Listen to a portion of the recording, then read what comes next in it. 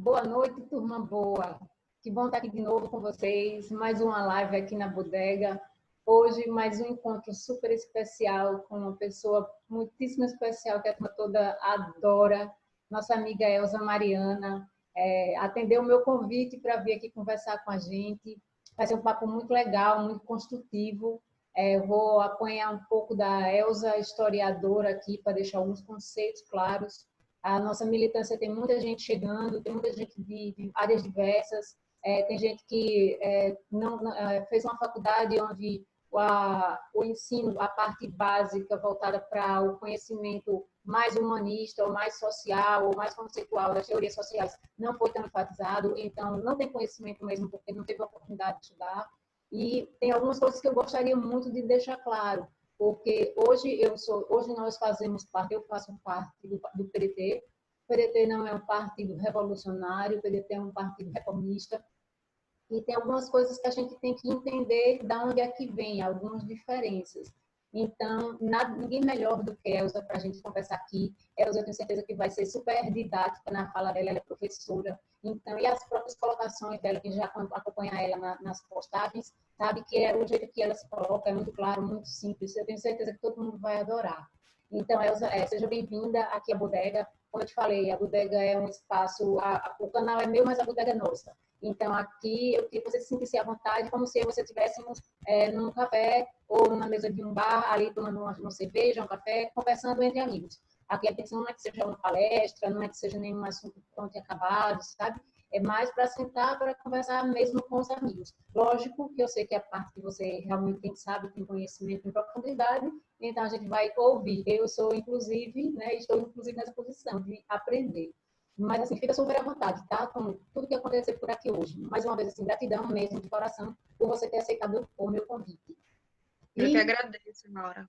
E sem mais delongas, porque a gente tem muito que conversar hoje aqui. Eu estou muito feliz, muito animada, porque eu sei que conteúdo vai ter pra caramba aqui. Então, eu vou fazer para você, Elza, uma pergunta que eu faço a todo mundo que chega aqui. A primeira pergunta que eu faço, porque é um dos momentos mais ricos aqui das nossas conversas, é saber em que momento a política começou a fazer parte da vida dessas pessoas. Hoje nós somos militantes, nós temos coisas que nos unem, mas não necessariamente nós viemos de uma mesma formação. A política entrou de diversas formas na vida de cada um de nós. E aí era isso que eu quero começar te perguntando. Quando foi que a política entrou na tua vida? Quando você entrou na política? Quando você entendeu que política era um instrumento, uma ferramenta que você precisava botar a mão na massa naquilo ali? Então, me diz aí, conta aí pra gente. Então, primeiro, Laura, agradeço o convite para estar aqui conversando. Eu estou acompanhando ultimamente as últimas conversas, tem sido bem bacana, né? A gente está abrindo uma área de debates com a militância. Isso faz muita diferença. A gente precisa desse vínculo, desse local para debater as nossas questões, até para a gente se encontrar, né? Para não ter muito desencontro, muita divergência. Então, esses ambientes são muito importantes para uma militância. A minha militância política, eu vou começar primeiro pelo meu primeiro contato com a política, porque eu acho que isso vai se construindo, né? Vai sendo sedimentado. Eu sempre fui uma criança muito curiosa e muito séria, sempre fui muito séria, a vida inteira. E eu gostava muito de assistir programas de entrevista, Marília Gabriela, Jô Soares, essas coisas. Os especialistas de diversas áreas, eu adorava essas coisas. Na minha adolescência, quando eu tinha uns 14, 15 anos, as minhas férias eram de noite para assistir Jô Soares e o especialista do dia, o livro que estava sendo lançado. Então, eu sempre tive muito esse pensamento. A minha questão com a política começou na eleição de 2002. Eu era novinha ainda, tinha uns 12 anos. E como eu sempre gostei muito desses programas de debate, eu gostava de assistir os debates também presidenciais. E a minha família, meu pai, minha mãe aqui, todo mundo votou em Serra. Mas eu não sei por quê, já desde criança eu tinha esse negócio com o Ciro. Eu dizia, não, eu gosto desse candidato, esse candidato é o melhor. E aí o discurso que ele fazia também, eu me lembro de muita coisa no discurso que ele fazia, desse negócio que não é para fazer promessa vazia e tal. Eu achava que tinha verdade naquilo. Eu, com 12 anos, já achava que tinha verdade naquilo. E aí eu comecei a acompanhar o Ciro, depois, assim, em 2003 ele foi ministro da Integração, eu entrava no site da Integração Nacional e sempre tinha a galeria de fotos, com quem ele se encontrou tal dia para conversar sobre tal assunto. Eu ficava lendo. De forma que o Ciro, enquanto personalidade política, perpassou essa minha formação, né? Eu assistia, o que tinha de entrevista do Ciro eu assistia, sempre estava muito ligada nos debates que ele propunha, mas também teve a minha questão de formação histórica, de pensamento social. E aí a escola que eu estudei, foi uma escola que me ajudou muito nisso, porque sempre foi uma escola muito democrática, muito aberta ao debate político. Eu tive professores de história muito bons. O ano de 2004 foi quando eu tinha 14 anos, mais ou menos. Foi um marco na minha formação mesmo, na minha mentalidade. Eu tive uma professora de história muito atuante nessa época, e os professores de história que eu tive no ensino médio também foram muito atuantes. Então, sempre puxando para essas questões de olhar o contexto internacional, de não olhar só a nossa questão aqui no Brasil, de entender as raízes dos problemas. E eu fui me formando, né, me forjando dentro desse tipo de debate. E acompanhando, e aí militei, por exemplo. Em 2006, teve campanha para o Lula, e teve eleição, né, presidencial no Brasil, e eu fazia campanha para o Lula dentro do colégio. Eu ia com os adesivos de Lula, toda cheia de adesivo, porque eu sou bem exagerada, assim, quando eu defendo o candidato, eu sou bem exagerada, e aí eu ia cheia de adesivo de Lula para o colégio. As freirinhas nunca reclamaram com a gente. Eu estudei no colégio aqui de Olinda, Academia Santa Gertrudes, e os professores lá, quem era de direita ia com seus adesivos de direita, quem era de esquerda ia com os adesivos de esquerda, os alunos podiam se expressar livremente. Então eu cresci nesse contexto. E cresci num contexto também onde a minha família, por mais que tivesse um pensamento mais de direita, nunca disse assim: ah, você não assista a entrevista do Ciro Gomes, não pense assim dessa maneira. Não. A gente até debatia muito, sempre debateu muito aqui em casa. Nunca fui tolhida nesse sentido. Então, eu acho que essa minha, que as pessoas colocam muitas vezes, ah, você tem um pensamento tão sensato, você tem uma forma de se expressar tão sensata, talvez seja pela minha formação familiar, porque a minha formação me deu a possibilidade de sempre estar debatendo com pessoas que pensavam diferente, que me respeitavam e que eu conseguia respeitar, né? Porque você não vai deixar de respeitar os seus pais, por exemplo, a sua família, por causa de uma questão política que é uma concepção individual, que a gente pode trazer para o debate coletivo, que eu acho que sempre foi o debate que eu fiz muito aqui em casa. Hoje aqui em casa todo mundo é convertido para o Ciro, todo mundo cirista de carteirinha, mas isso é um processo, até as pessoas descobrirem, né, o que é que ele defende mesmo, até tirar esse véu que a mídia coloca em cima dos candidatos. Acaba sendo uma questão que a gente precisa ir discutindo, e debatendo, e mostrando, e isso não só na minha família, como para fora. Então, eu sempre vi a política como uma forma de convencimento mesmo. E aí, depois que eu entrei na faculdade, esse pensamento só se aprofunda. E eu começo a ter uma vida política mais ativa para fora, né? Nas ruas, então, a debater, a estar dentro de movimentos. Eu ia para os movimentos muito engraçados, assim, nos primeiros semestres da faculdade. Eu cheguei aí, sabe, daqueles movimentos revolucionários mesmo, aí sentava numa roda, eu altamente burguesa, né? Porque eu fui criada assim, não sou rica, mas classe média, e tava ali com aquela conversa da galera de pichar muro, com palavra de revolução, e eu ficava assustadíssima, mas estava ali observando as pessoas. E em uma, duas reuniões, depois saí. Mas eu sempre tive muito esse olhar de vamos ver o que é que esse povo está discutindo aí. E aí o povo panfleta muito lá na Federal, tudo para mim era novidade, e a gente começa a também ser cobrado nessa questão da radicalidade do pensamento, né?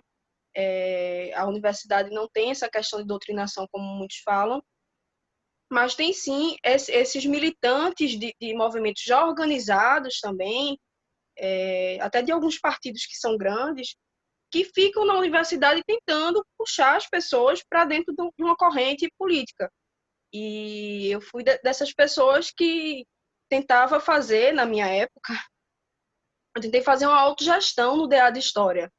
Todo mundo ficava, meu Deus, louca, né? Tipo a anarquista, porque tinha os comunistas, tinha galera que estava 16 anos no DA e a minha turma, que era extremamente arengueira, minha turma era muito arengueira, resolveu fazer um negócio de autogestão no DA.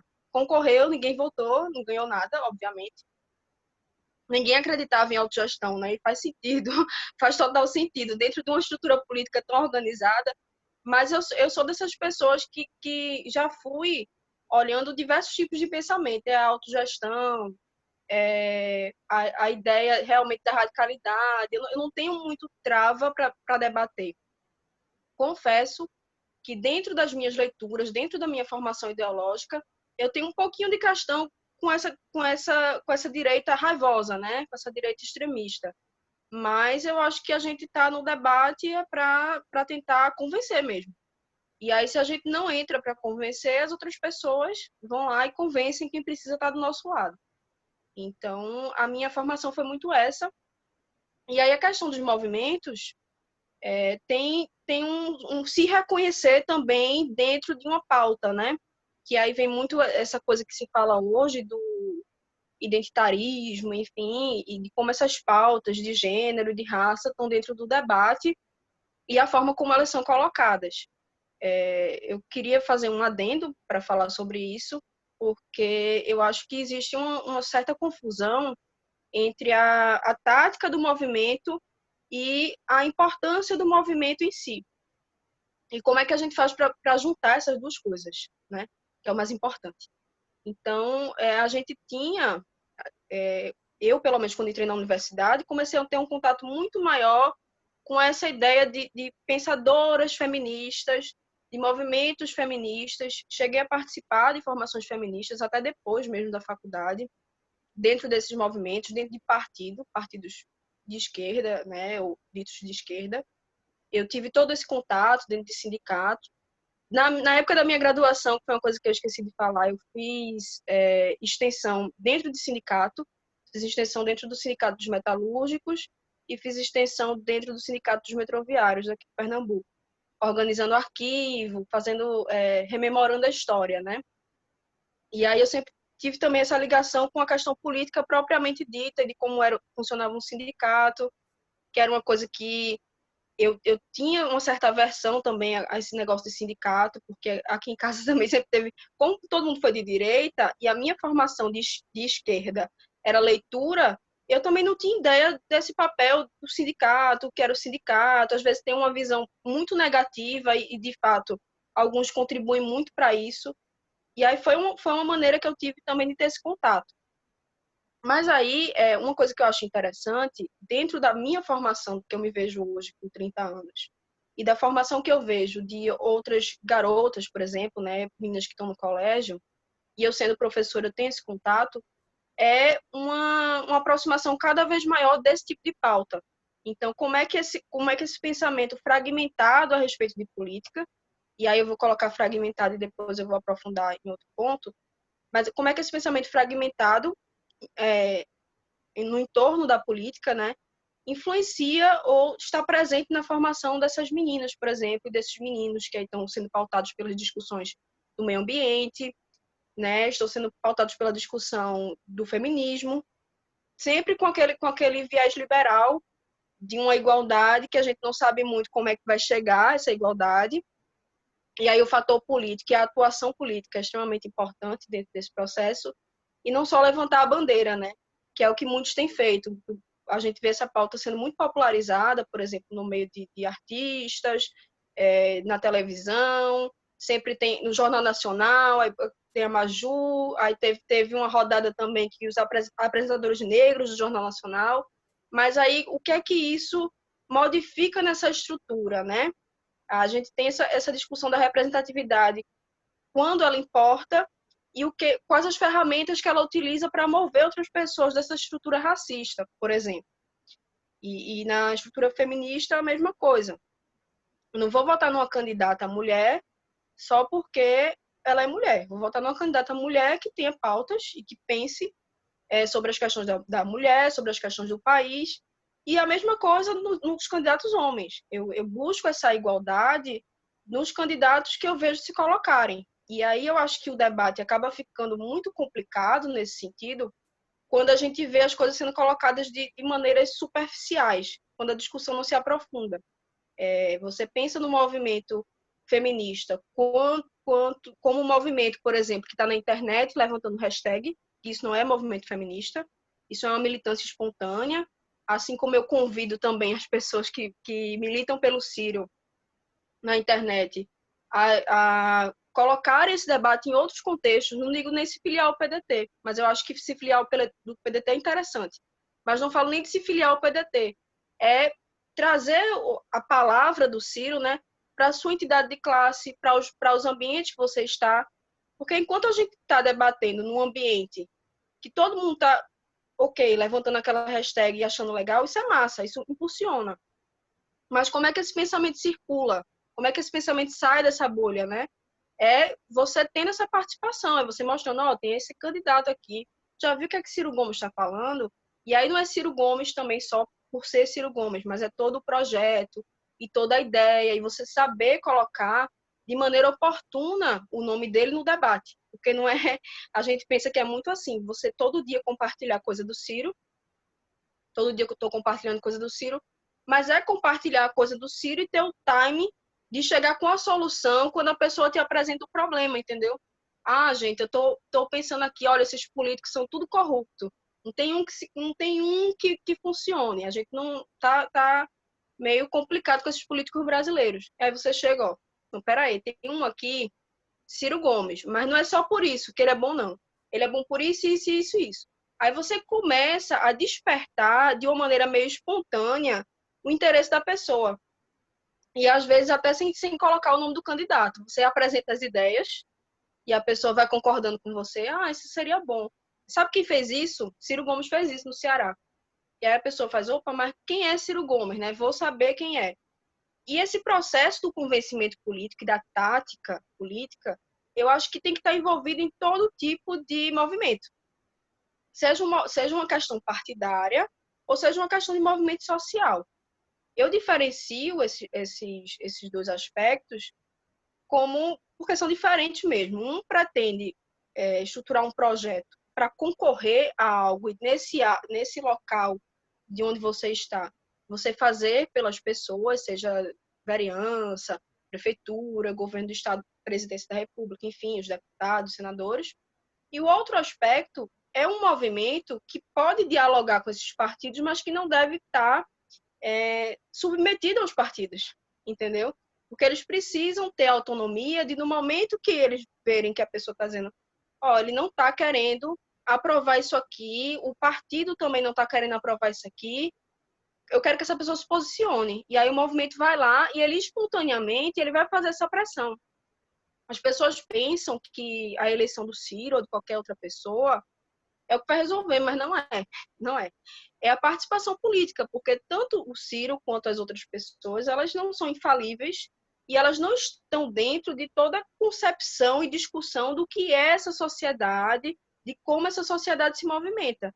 E aí, quando você tem um movimento social, que não é só aquele também, né? Porque a gente pensa assim, movimento relacionado à questão da terra, o movimento relacionado à questão de moradia. Não é só isso, não é só esse movimento.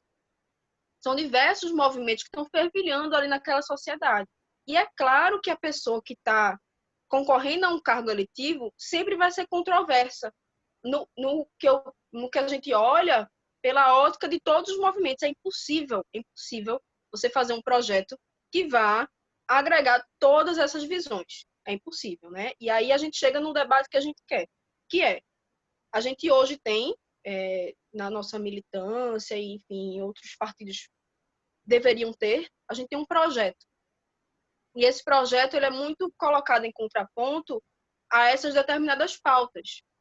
Como se essas pautas, e aí eu não falo pelo Ciro, mas eu digo a interpretação de algumas pessoas dentro da nossa militância, por exemplo, né, das falas dele. Esse projeto é muito colocado em contraponto a essas pautas. Mas talvez esse contraponto não exista. Ou pelo menos, se ele existir, é no âmbito da organização social que ele tem que existir mesmo, que ele vai existir com qualquer presidente, qualquer figura pública. Vai ter que lidar com questões controversas, isso é natural. E aí o que a gente precisa entender é que o movimento feminista ou o movimento pelo meio ambiente, ele não deve estar só ligado, e isso é uma questão de tática, e muito da tática que a gente está falando e que a gente associa esses movimentos é uma tática liberal. A gente diz assim, o movimento feminista é isso, mas na verdade a gente está falando de uma vertente liberal do movimento feminista. A gente não está falando de outras vertentes que existem tremendas, né? E a gente diz que se resume àquilo, se resume a falar sobre mulher, por exemplo, e não é. Eu, como mulher que milito politicamente, eu quero defender minhas pautas, né? Que aí, sendo aquele setor onde você se localiza, as pautas das mulheres. E aí, eu, como mulher branca, mulher negra, enfim, todas essas pautas que estão envolvidas. Mas também eu quero, enquanto mulher, opinar no programa econômico, eu quero, enquanto mulher, opinar no programa da educação, porque eu sou educadora, sou professora, e a gente passa a não ver a mulher como essa coisa exótica, né? Ou o negro como essa coisa exótica, que é um pouco o que o professor Silvio Almeida estava falando no Roda Viva dessa semana.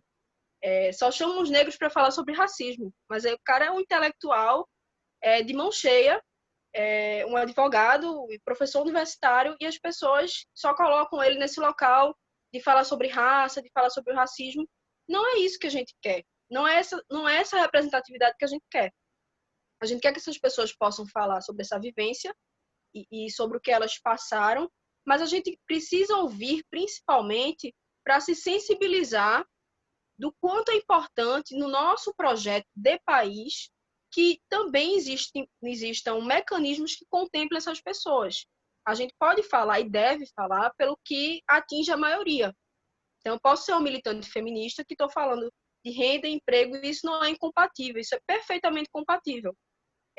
Eu acho que essa questão, hoje, é a questão que mais me angustia politicamente, porque a gente percebe que as pessoas querem partes da gente, né? É meio estranho isso, assim, a forma como eu estou dizendo, mas é como se uma parte minha tivesse que defender totalmente um tipo de discurso e uma outra parte minha, que também é importante para mim, que é a minha forma de estar no mundo, né? Ser mulher, tivesse que ficar um pouquinho, em alguns momentos, até muito apagada para isso. E me incomoda como essas coisas são colocadas de maneira dual, quando, na verdade, o problema é de tática, porque se a gente fala de desigualdade, a gente, no fundo, nosso programa para combater a desigualdade, é claro que ele vai estar combatendo diversas desigualdades.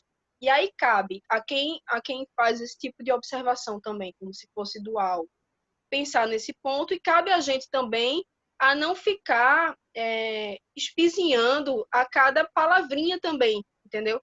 Isso aqui está errado porque é a forma correta naquele livro que tem, que ninguém leu, que só eu li, ou mais 10 pessoas leram, é assim que fala. Aí também é sacanagem. A gente tem que ver na questão social, no âmbito social, quais são as pautas mais urgentes. E certamente um nome que pode ser importante, se eu tenho conhecimento, se eu li e posso fazer da maneira politicamente correta, ok.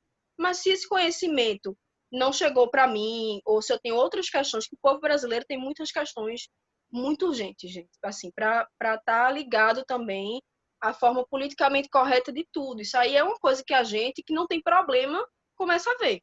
Não é possível. Se a gente for olhar para o que está acontecendo no Brasil hoje, também não é possível a gente ficar até desfazendo mesmo de figuras públicas importantíssimas. Eu vi ano passado, fizeram um movimento contra o Eduardo Suplicy por causa de uma coisa que ele fez fora de tempo, assim. O Eduardo Suplicy, um patrimônio brasileiro, sabe? Uma pessoa que já deu tantas contribuições, e a gente pegar a biografia do Suplicy e dizer, ó, Suplicy palestrinha, Suplicy um cara que está defendendo o pessoal quando o pessoal está sendo despejado, ele está lá deitado no chão, sendo carregado pela polícia. Espera aí um pouquinho, né? A gente tem que respeitar também, e aí eu acho, quem está nessa luta há muito mais tempo. E não é de ser arrogante, de dizer tudo que o Eduardo Suplicy faz é bom. Estou dando o exemplo do Suplicy porque ele é uma pessoa extremamente querida em todos os âmbitos políticos. Mas não é dizer que tudo que o Suplicy faz é bom, mas ao mesmo tempo você também fazer uma crítica para destruir a biografia do Eduardo Suplicy por causa de uma coisa, de um momento errado, de uma palavra errada que ele usou. Que é um pouco o que fazem com o Ciro, né?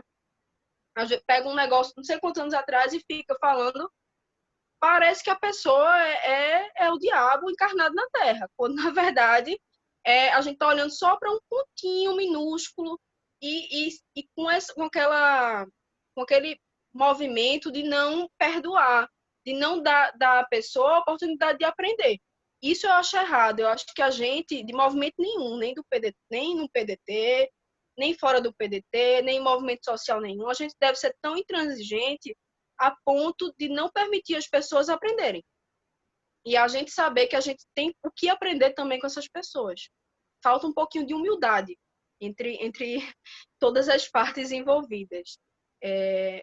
Enfim, essa é um pouco minha concepção hoje sobre essa é a minha trajetória política, né? Essa é a maneira que eu venho militando e eu não vejo muito contradição entre essas coisas. Eu acho que a gente precisa só ter um pouquinho mais de calma, ter um pouquinho mais de sensatez, ver que as coisas não são resolvidas de uma maneira imediata. Essas contradições, elas vieram de muito tempo, elas vão perdurar. A gente não pode naturalizar isso, mas que é uma coisa que também muito está fora do nosso alcance, está.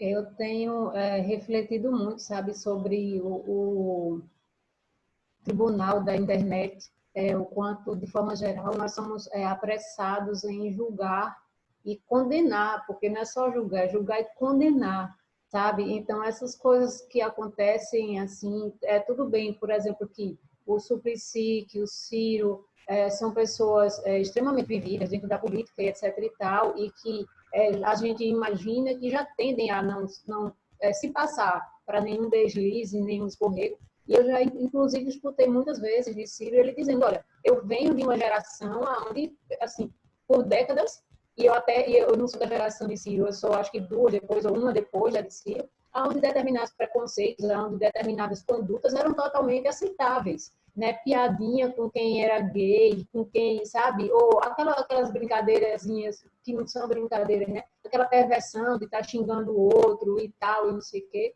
Então, isso era normal, era aceitável. E a gente passou uma vida inteira disso. E hoje a gente vive um processo de muita mudança. Então, para mim, é extremamente normal. Muitas vezes, se eu tenho que falar para um público onde eu sei que tem representantes LGBT ou não, eu sempre me desculpo se eu cometer algum deslize, alguma falha, alguma coisa, porque na minha fala vai estar embutido, querendo ou não, machismo, vai estar embutido, querendo ou não, algum termo, até como você falou, não é para usar essa palavra, é para usar aquela outra. Ou seja, se eu não estiver falando nada que não é para usar aquela palavra X, então eu vou ser também ali imediatamente julgada e condenada, né, apedrejada. Então, Se colocasse imediatamente contra a solidariedade com aquele grupo. E aí isso é muito perigoso, porque se a gente for ver, não vai sobrar ninguém.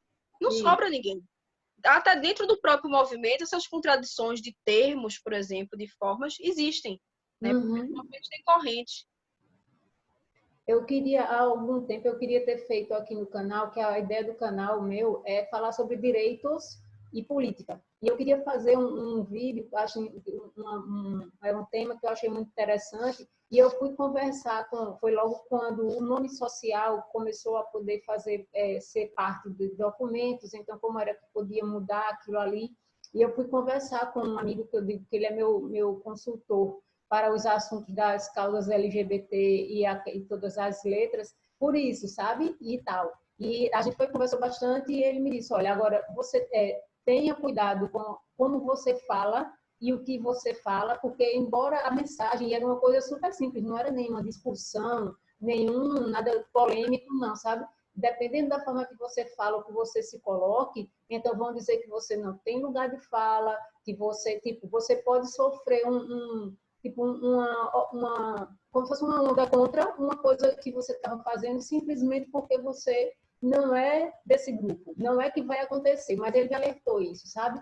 E eu fiquei pensando, eu digo, olha, e nessa mesma linha já me aconselharam em outros temas também.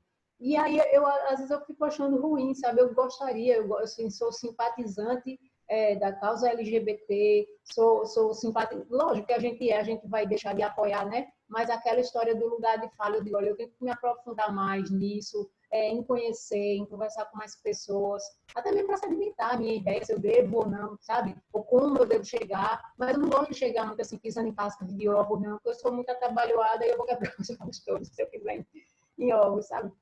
Então, mas assim, eu não esqueço nunca esse conselho que ele me deu. E olhe que ele faz parte daquela comunidade, então, e ele está por dentro das discussões, das causas, sabe? Mas ele conhece como é complexo ali as discussões, as questões. E aí eu achei por bem não fazer esse vídeo, ficou lá na pilha ali de projetos, mas eu disse, deixa que eu não posso mexer nisso agora, sabe? Mas vamos lá. Então, tu já me fizeste aqui aquela crítica. Uma que não é bem uma crítica, é uma visão que eu acho que é muito acertada tua em pontuar essa questão do identitarismo, né?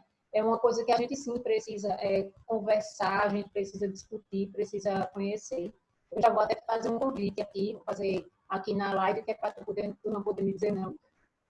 Não, estou brincando. É porque as meninas lá da JS de Piratini, elas fizeram um seminário chamado Por que não elegemos quem nos representa? E aí foi uma pauta assim, toda voltada para o feminino, para as mulheres. E aí eu quero refazer esse seminário que elas fizeram lá, só que eu quero, tipo assim, quando você ampliar a discussão, sabe? Pegar o que elas já fizeram lá e trazer ou profissionais de outras áreas ou coisas assim, para enriquecer esse debate, sabe? Que eu achei muitíssimo bacana, tanto o tema como a forma, os eixos que elas fizeram, foi um negócio fantástico, assim. Aí eu estou definindo a data que já estou conversando com elas, mas eu quero te convidar para ser uma das palestrantes, porque a gente precisa trazer isso para, sabe, para balancear, para conversar assim abertamente sobre essas questões. E aí não me diga não, tá? Super top. Super top. Uhul! A Elza tá no seminário. Vamos lá. Ô, Elza, me fala uma coisa. Deixa eu puxar agora um pouquinho do teu lado historiadora. Sim, eu digo, inclusive, né, tipo, meus pêsames a todos os historiadores que eu conheço, porque quando vocês tiverem que Tá difícil. explicar tudo isso que está acontecendo agora, seja nos livros, seja na sala de aula, seja, né, para os alunos no futuro muito próximo, eu acho que vai ser, meu Deus do céu, vai ser inacreditável. Todos os alunos vão chamar vocês de mentirosos, assim, você não está vendo que isso não Já é aconteceu. difícil, já é difícil, Laura, dar aula hoje sobre assuntos que possam remeter em algum momento a algumas das discussões que a gente está fazendo. E praticamente todos os assuntos de história remetem a essa discussão, né? Então, tá ficando muito complicado realmente dar aula, mas é isso. Pois é, a gente ri, mas é de desespero, né? Porque a gente sabe que vai ser é uma coisa real, na verdade, né? Como é que os contados historiadores vão conseguir escrever tudo isso que aconteceu num livro e quem olhar vai achar que aquilo é verdade, porque parece mentira mesmo. Mas faz o seguinte, para mim agora, a gente, como eu tinha falado no começo, a gente tem uma militância que está chegando agora, que não tem muita formação, não tem muita base, né, dentro desse eixo político, digamos assim, não tem uma formação política conceitual. Muitas vezes tem interesse em saber, mas não tem muito como procurar e tudo. E eu queria que tu fizesse como se fosse um comparativo, não sei se a palavra certa é essa, mas nós somos um partido trabalhista.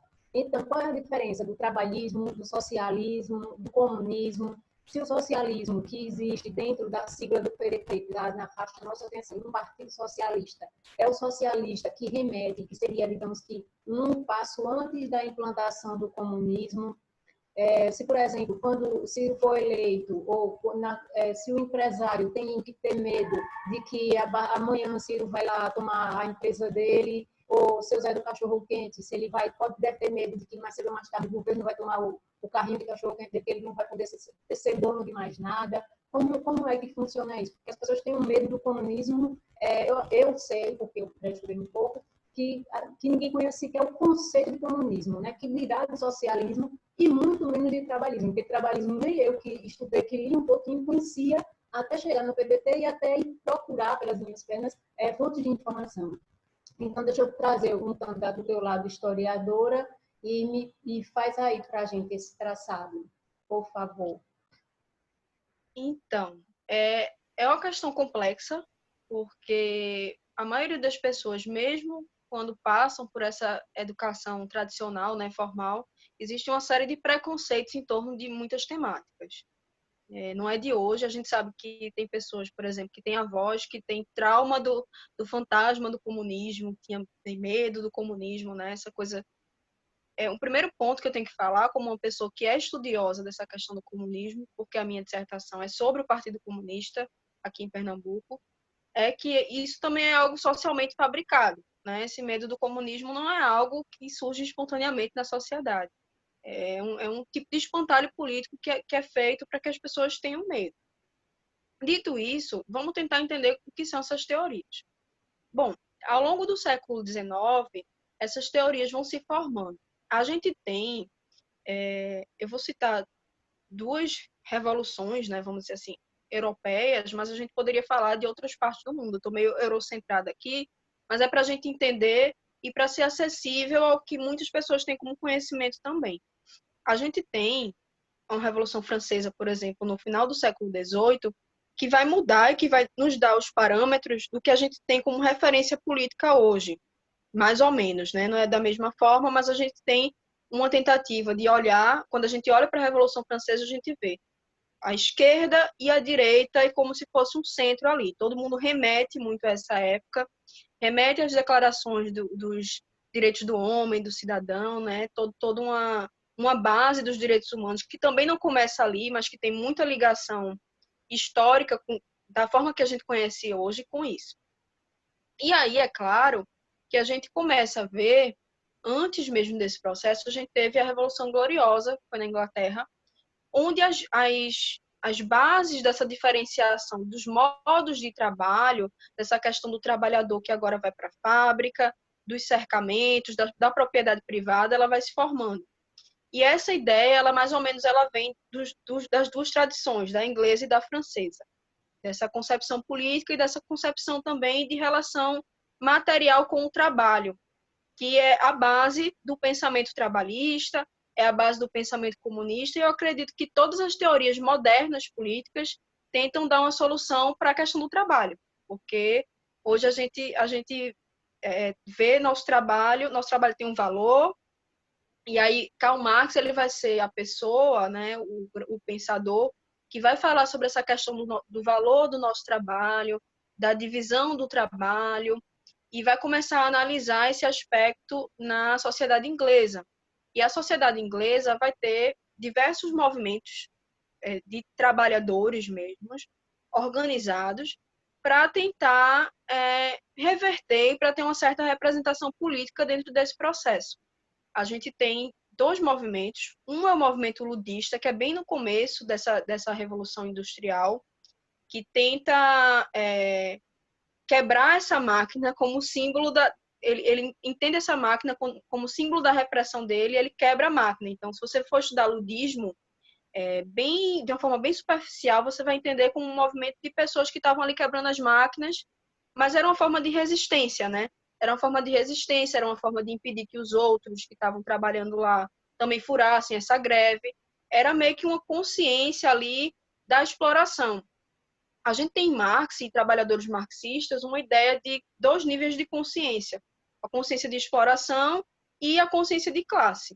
Eu acredito que a maioria de nós, até agora, estamos só na consciência da exploração. A gente sabe que a gente é explorado, mas a gente não entende muito bem como se dá essa formação de classe, enfim.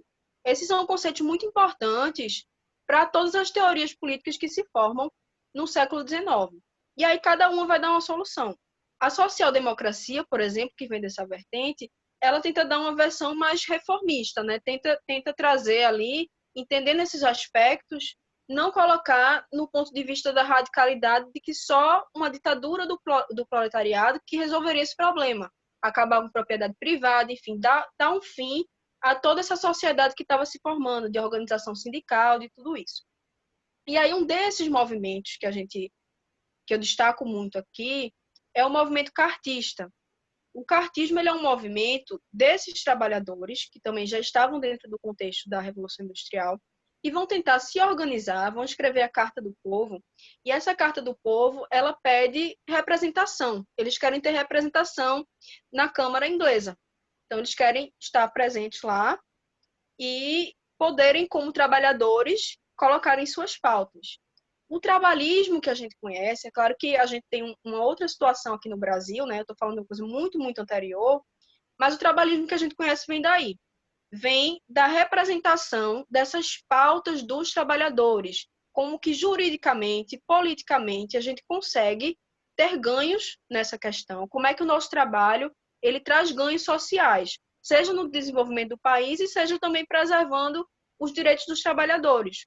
Né? Eles procuram não olhar, não se olha só o lado da exploração, se entende que essa questão é uma questão que tem dois lados, sem um maniqueísmo também do bom e do mal, em alguns aspectos, e aí eu vou chegar nisso quando eu estiver falando do Ciro e dessa outra sociedade que a gente tem, mas não se tem essa relação muito maniqueísta. Se tem uma relação mais de tentar, uma relação maniqueísta é uma relação que apresenta uma dualidade que não pode ser superada, certo? E aí não existe essa relação maniqueísta, existe uma relação de tentar ver quais são os pontos de convergência entre esses dois aspectos. No caso do Brasil, a gente vai ter essas teorias, principalmente próximo da proclamação da República, a gente vai ter muitos clubes republicanos, vai ter muitas discussões a respeito dessa forma. Não só vão ter muitas discussões, não só a respeito dessas formas de organização política, mas também de trabalho. Por quê? Porque aqui no Brasil, a abolição da escravatura, ela também foi foi próxima, extremamente próxima, né? Um ano de diferença, da proclamação da República. Então, essas duas coisas, tanto a forma política como a questão material do trabalho, ela está extremamente, acho que mais do que nos outros países, muito ligada aqui. Essa discussão tá muito forte. E aí essas pessoas elas vão começar a tentar entender politicamente o que é o Brasil, porque tinha muito isso também, né? E a gente vê até na década de 20, já no século 20, a gente vai ver até os próprios movimentos artísticos, como a Semana de Arte Moderna, tentando entender o que é o Brasil, e aí um diz que está copiando de fora, o outro tenta trazer uma originalidade. Enfim, essas discussões artísticas, elas são simplesmente reflexos também das discussões políticas de um Brasil que procurava se entender. E aí, desse Brasil, vem a discussão das outras teorias. Por quê? Porque essas discussões chegavam, a princípio, para a elite, eram muito comuns, né, nos clubes republicanos, mas elas não estavam popularizadas. E quando os trabalhadores de fora, eu não sei se vocês lembram, quando vocês estudaram a questão do império e do café, e que aí começaram a trazer trabalhadores de fora para cá, eram trabalhadores que eles já tinham uma consciência política dos movimentos que eles tinham passado lá na Europa. E aí eles traziam para os trabalhadores brasileiros, eles trocavam, né, com os trabalhadores, iam adquirindo meio que uma forma política desse Brasil que estava se modernizando, começando a discutir a ideia de se modernizar, porque pelo menos até 30 a gente estava ali muito nesse processo de discussão mesmo. E aí esses trabalhadores começam, vão existir grandes passeatas aqui, principalmente no início da década de 20, com muita influência anarquista, né? O anarquismo foi um movimento muito forte aqui na constituição dos primeiros sindicatos. E na década de 20, o comunismo começa a retratar esse processo. Eu, como estudei isso profundamente, porque minha dissertação é justamente do comunismo aqui em Pernambuco, na década de 20 até 26, a gente pega nessa década de 20 todo o processo de modernização dos espaços públicos, toda uma conduta que era também facultada às mulheres, que eram mulheres de classe.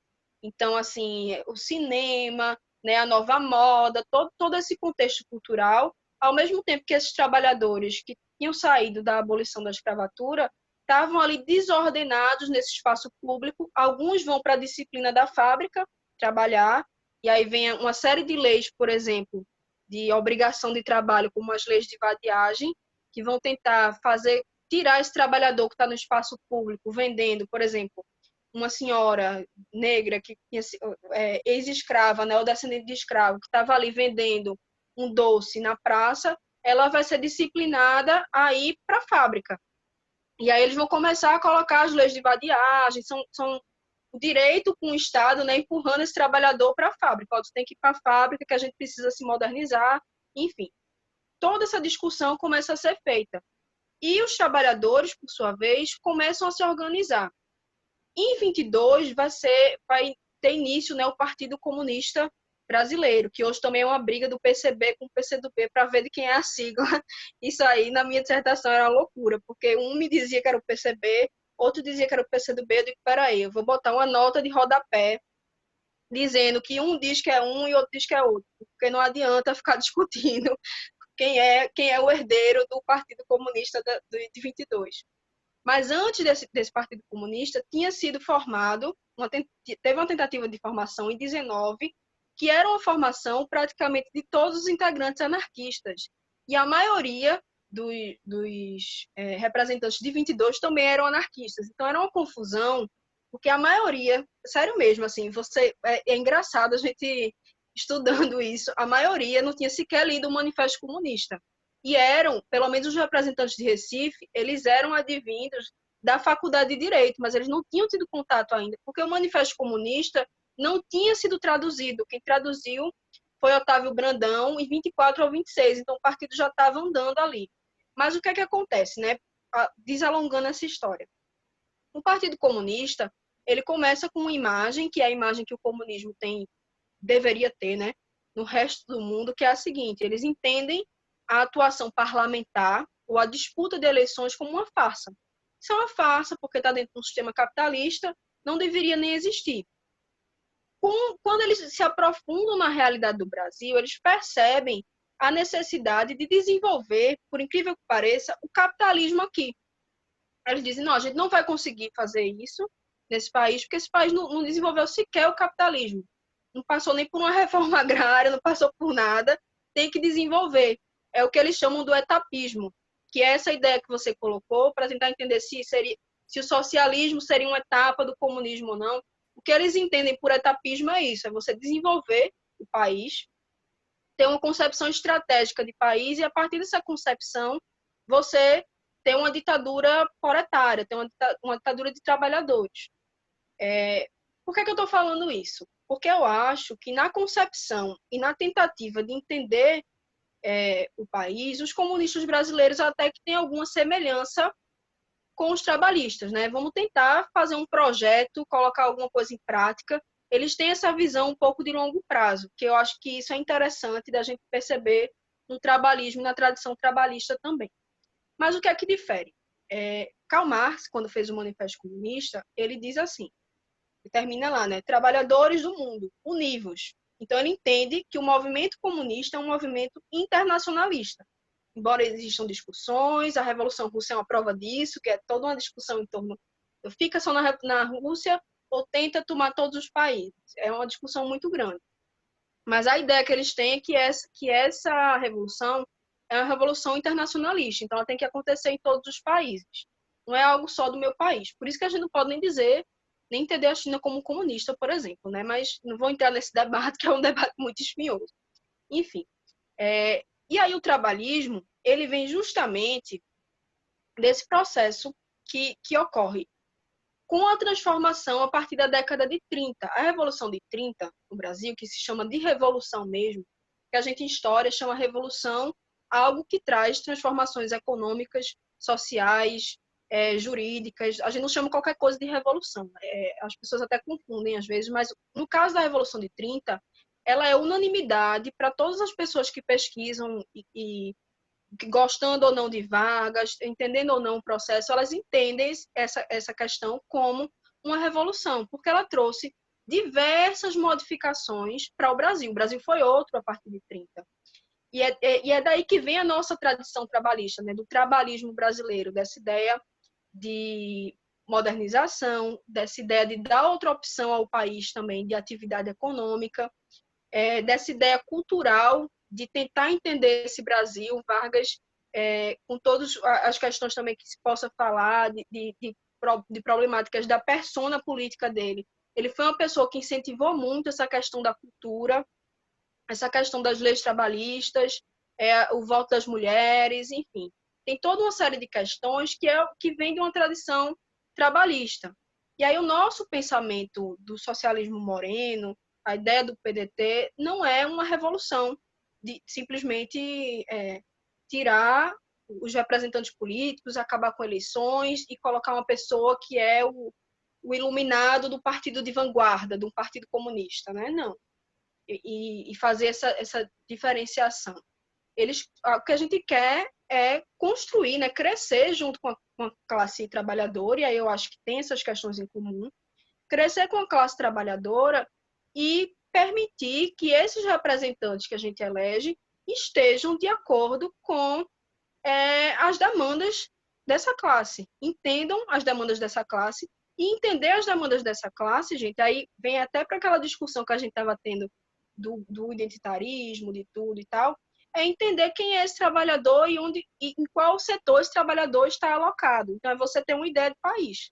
Você não pode uniformizar e dizer eu vou dar direito para todos os trabalhadores, porque você tem um país do tamanho do Brasil e tem uma dimensão continental, você precisa entender quais são essas atividades, entender como é que você estimula essas atividades, o que é interessante para o país ou não, né? Você com a sua concepção estratégica, e a partir disso colocar a questão, quem é esse trabalhador negro, quem é essa mulher que trabalha, como é que a gente pode fazer para que essa mulher trabalhe, tenha onde deixar os seus filhos, e o filho do trabalhador tenha educação. Todas essas pautas, no final das contas, estão relacionadas com uma identidade que ninguém consegue ficar fora dela no nosso mundo, que é a identidade de ser um trabalhador. Todos nós somos trabalhadores, né?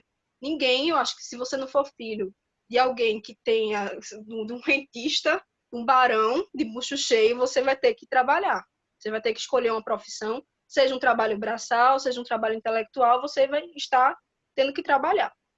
E aí é o ponto que eu acho que converge. Eu acho que tem muita coisa que converge, né? Por exemplo, essa ideia de Marx da questão econômica e da centralidade dessa questão, a questão do trabalho, dos direitos dos trabalhadores, é uma questão que eu considero comum, embora os meios não sejam os mesmos, mas é uma questão comum.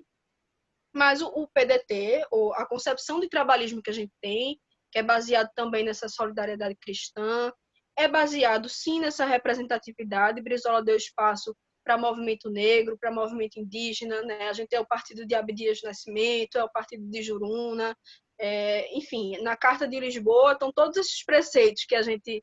É por isso que me incomoda um pouco quando as pessoas falam assim, mas isso é só pauta importada. Gente, o trabalhismo que Brizola pensou para o PDT já contempla essas questões. Então, a gente não precisa ir para fora.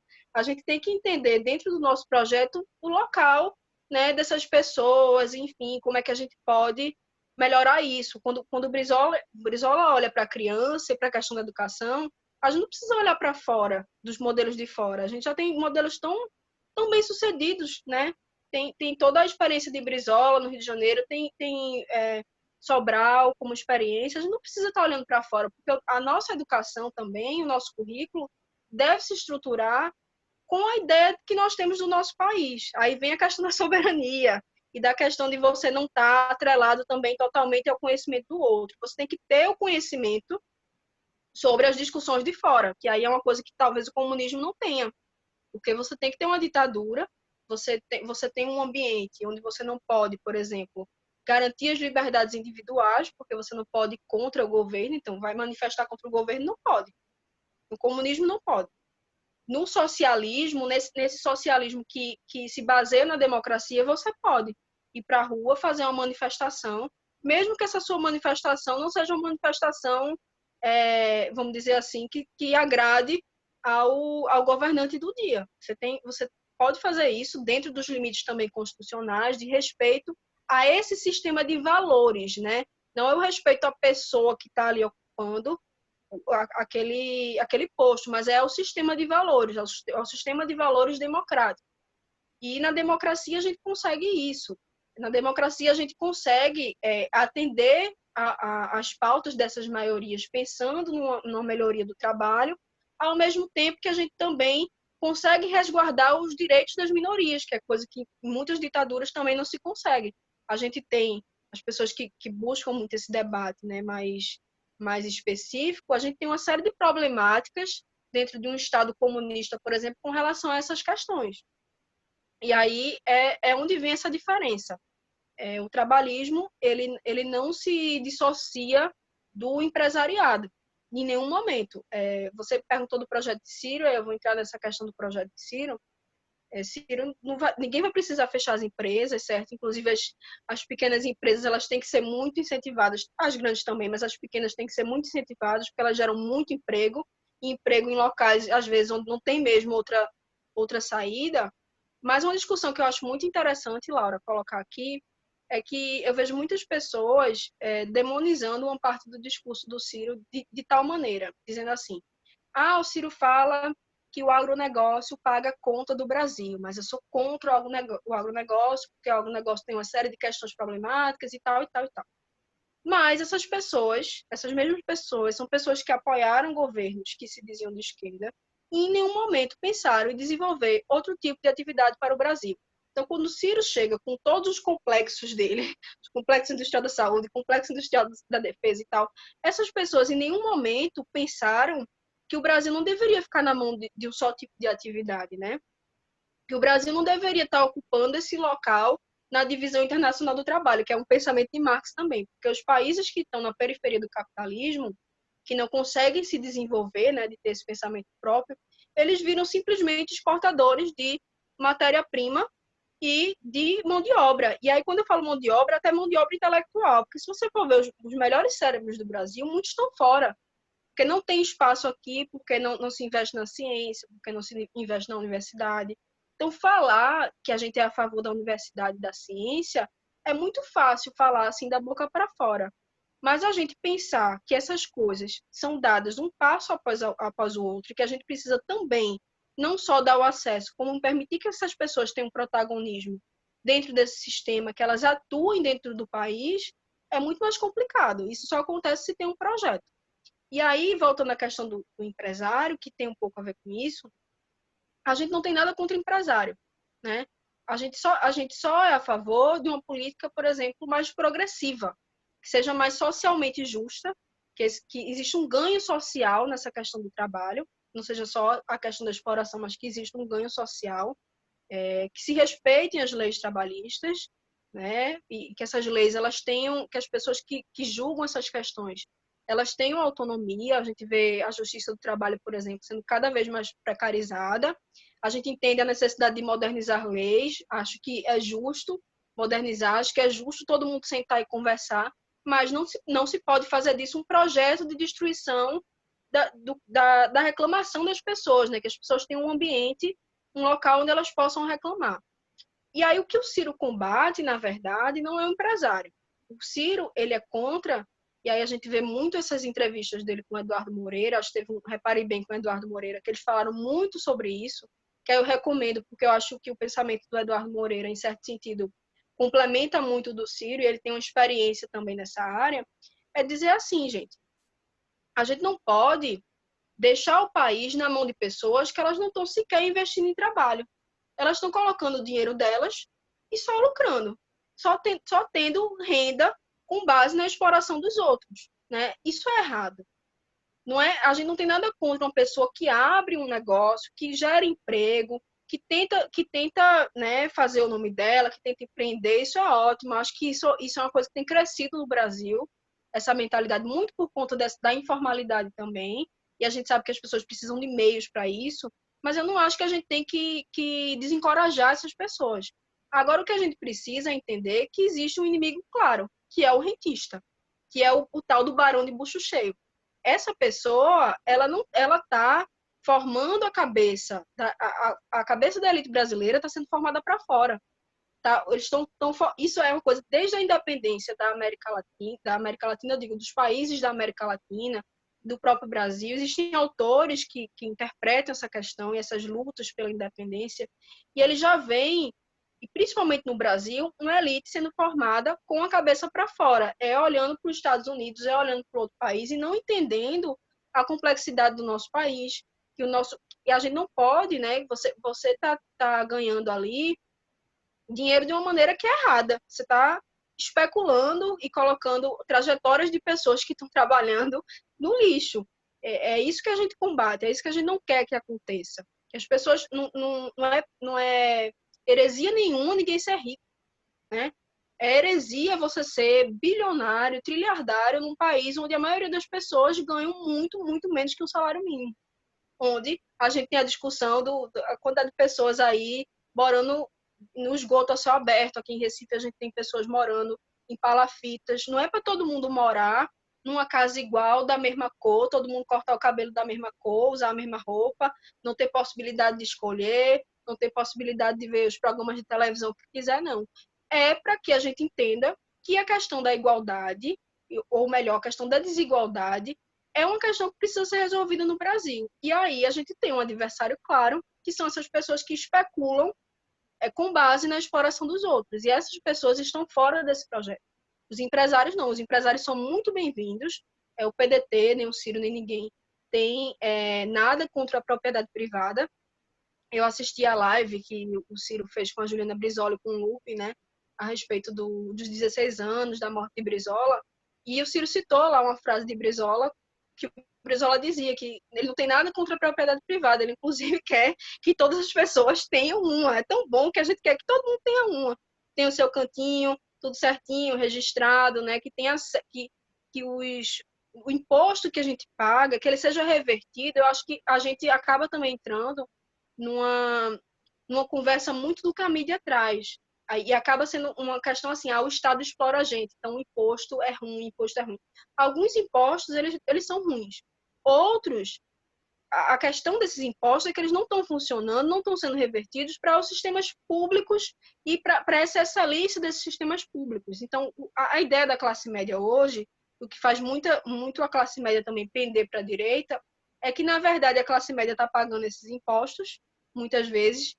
Às vezes, ela não tem acesso a alguns programas do governo, e eu não falo nem de Bolsa Família, esses locais onde se dá cursos e tal, muitas vezes um filho da classe média não acessa esses programas, e ele fica pensando, poxa, mas eu também me sacrifico tanto, eu queria acessar um programa desse para me profissionalizar, eu queria isso, mas só porque eu ganho um pouquinho a mais, eu já não entro.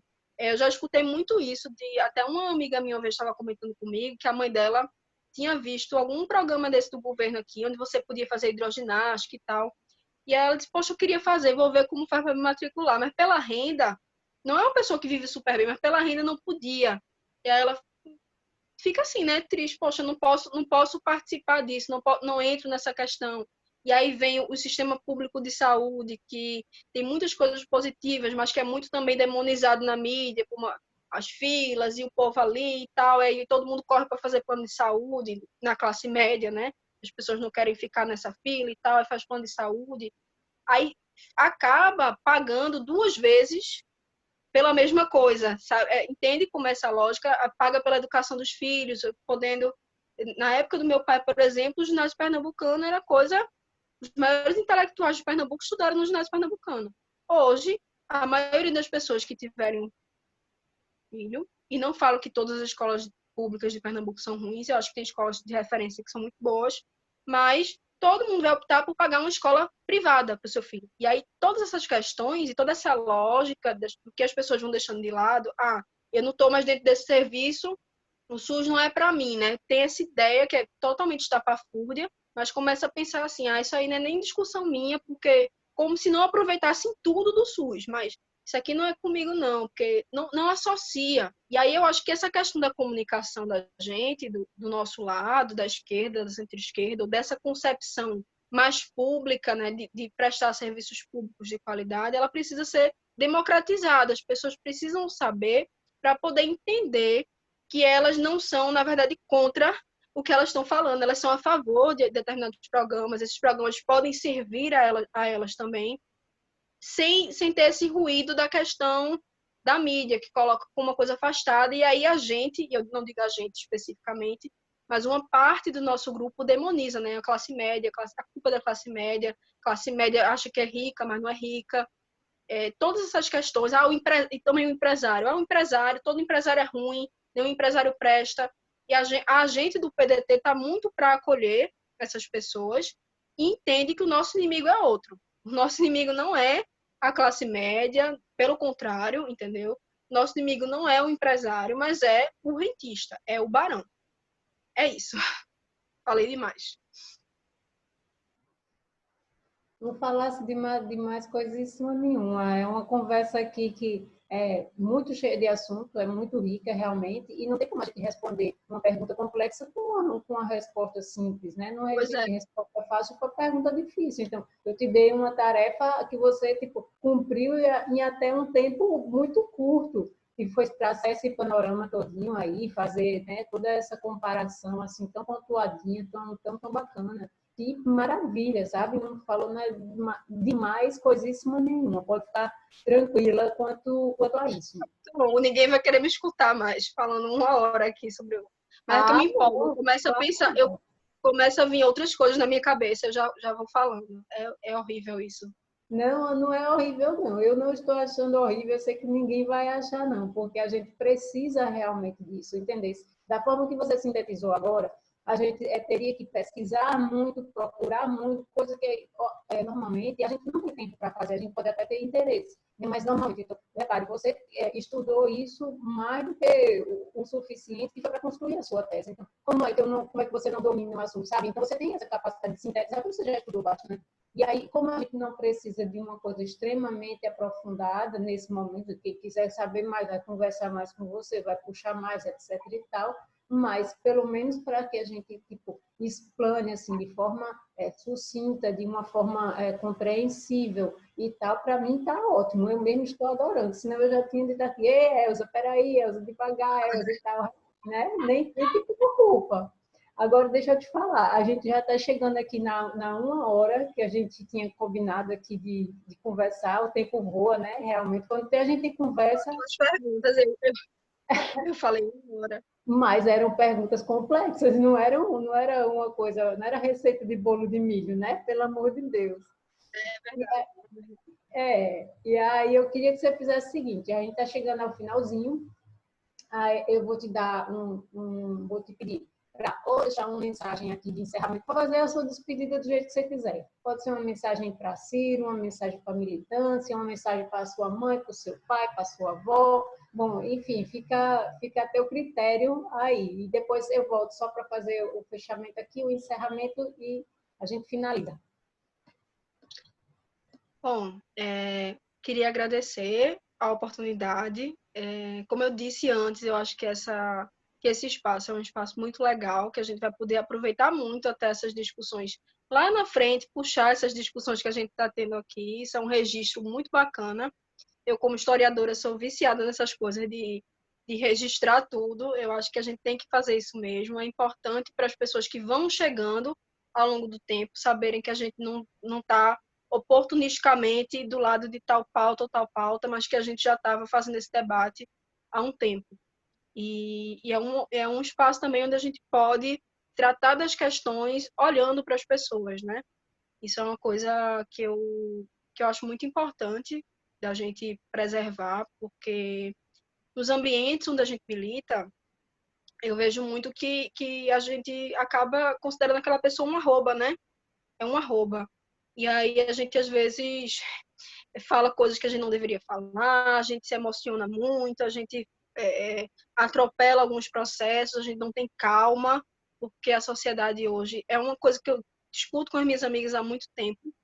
Eu sempre gostei muito de rede social e minhas amigas também usam muito rede social e tal.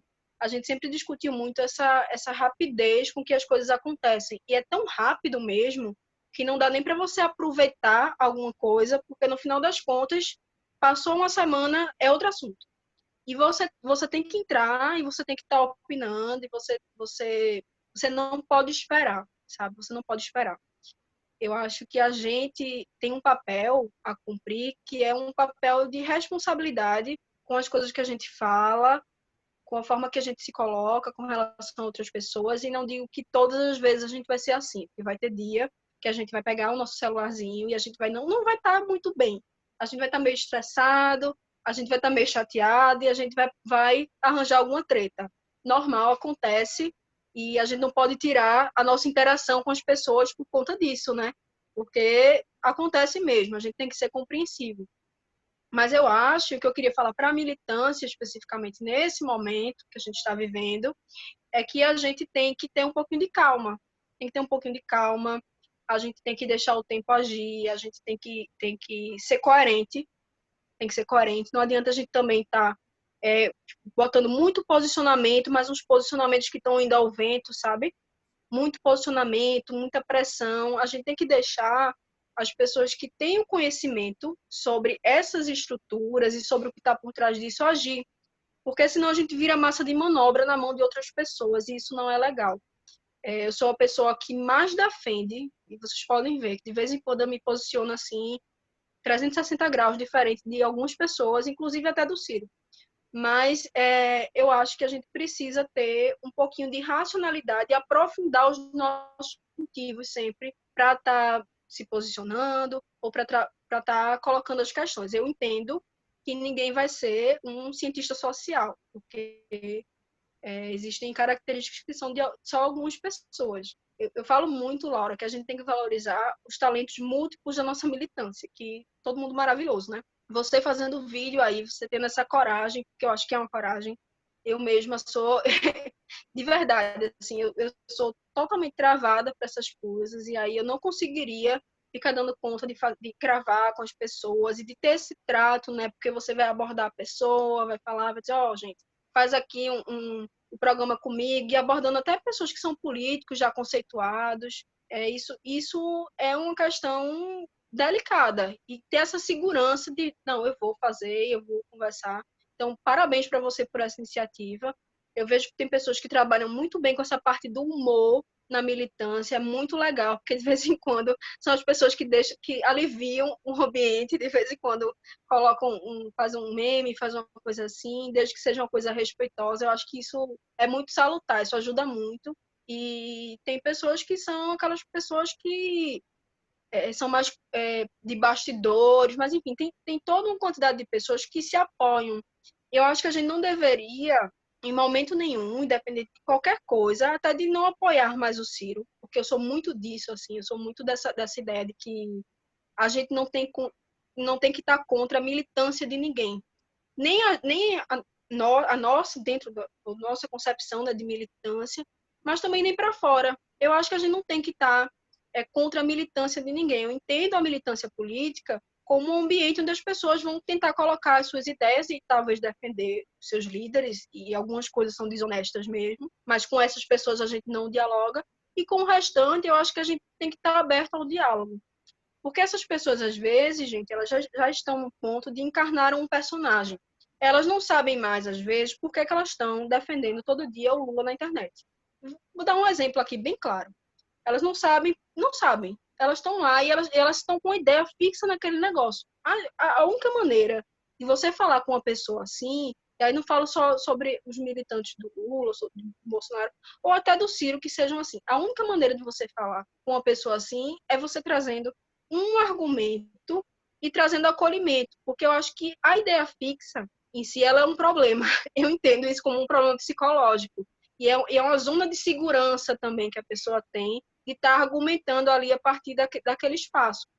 Então, eu peço a vocês muita paciência, gente, muita paciência. Vamos buscar informação, vamos esperar as coisas acontecerem em seus determinados tempos e evitar estar engolindo corda de fora. A gente tem um espaço sim, de discussão que é muito bacana, muito legal, mas a gente não pode jogar, por exemplo, o nosso candidato, e aí quando eu falo nosso candidato, não é porque é uma pessoa muito querida minha, não é porque é uma pessoa extraordinária, inteligente, mas é porque o nosso candidato tem um projeto que é uma coisa que a gente está precisando muito no Brasil. Então, vamos evitar de jogar uma pessoa na fogueira para agradar ou para dar coerência a uma coisa que às vezes nem tem é só uma coerência que estão te cobrando, mas no final das contas não tem uma coerência por trás do pensamento daquela pessoa. Então, bora aprofundar no que precisa ser aprofundado e deixar de lado algumas questões que não estão trazendo harmonia, não estão trazendo paz para o nosso ambiente do Twitter, né? Vamos dizer assim, mas eu acho que do Facebook ou dos outros ambientes. É mais essa mensagem que eu queria deixar.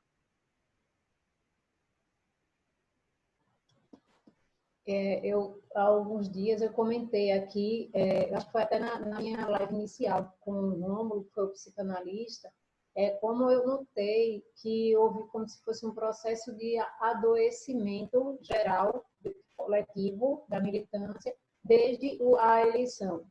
E ele me disse, ele como profissional dessa área, ele disse, olha, realmente houve, o que você sentiu aqui, eu senti no consultório, eu tive que aumentar a quantidade de atendimentos, modificar algumas coisas na minha estrutura, do tanto de gente que chegou, e por causa da política, não é por causa de outra coisa. E agora a gente está dentro desse processo de quarentena, a gente está dentro desse processo de pandemia, alguns de nós está sendo mais invadido, assim, mais violentado do que outros, porque no Facebook eu interajo com a militância do Brasil todo, até de forma mais próxima, também pelas características da plataforma, do que no Twitter. E ali no Facebook teve dias de eu ver 8 pessoas postando notas de óbito, de familiares ou de amigos. Então, e olha que a gente é dependente daqueles algoritmos lá do Facebook, que vê o que eles querem e aquelas coisas, mas me chamou a atenção, assim, nesse dia, sabe? Acho que foi o máximo que eu cheguei. E eu não passo o dia todo, né? Foi dentro do horário que eu olhei ali, quando eu aquela pesquisada, tiveram 8 pessoas ali naquela situação. Então, isso está afetando as pessoas em maior ou menor grau. E eu acredito que boa parte disso que a gente está vendo dentro da militância é de intriga, picuinha, arenga, essas coisas que desunem, tem a ver também com o estresse que isso está causando, sabe? De você estar em casa, estar preso, não estar trabalhando, tá tudo, é como se fosse no stand-by e um negócio que não acaba nunca e todo dia notícia ruim. Então, eu atribuo a isso também. A gente tem, já é uma característica nossa, da nossa militância, a gente ser crítico, a gente ser, como é que chama?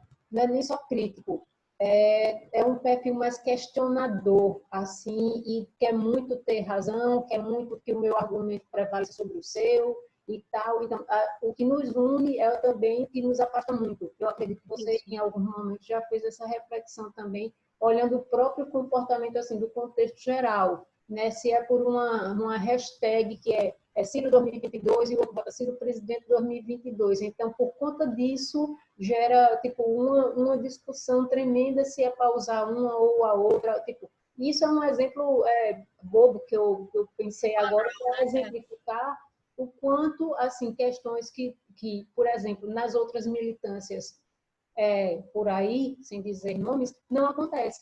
Se chegar lá no grupo, por exemplo, deles diz, hoje vamos escrever todo mundo B171, né? ninguém tipo, nem questiona, é B171 mesmo e foi. E a gente tem é uma peculiaridade nossa. Isso não quer dizer que a gente é melhor ou pior do que ninguém. É uma peculiaridade da nossa militância. A gente vai ter que saber lidar com isso.